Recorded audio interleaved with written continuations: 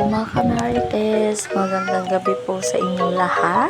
So for today's video, ipapakita ko sa inyo ang bagong mini grocery dito sa malapit sa amin sa Placaridel, RGMC.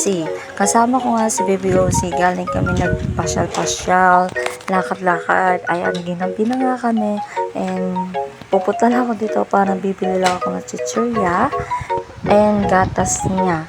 So, kasi nga naubusan na siya ng gatas. Ito yung loob ng store. Bago lang yan. Dito lang yan sa may Plaridel.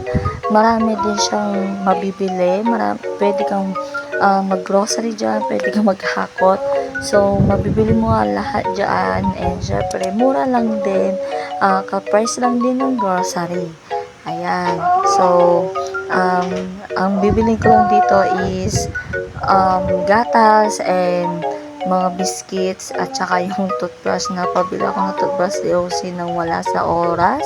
Ayan nga, ang dami nilang tinda, mga chichirya at marami pang iba, kahit ano.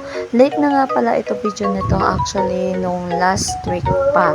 So ngayon lang ako nagka-oras na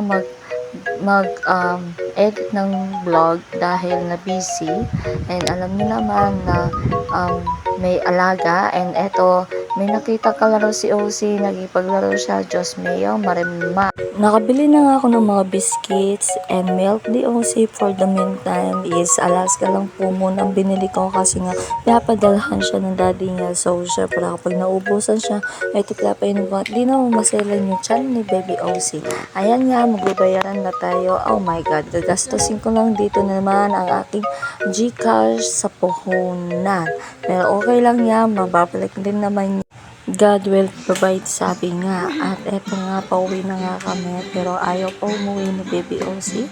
Nagigipaglaro-laro pa siya. Nakakita siya ng mga kalaro niya. Diyos mio, puro babae pa naman. Ito Baby Shark pa mo siya. Ocean! Come!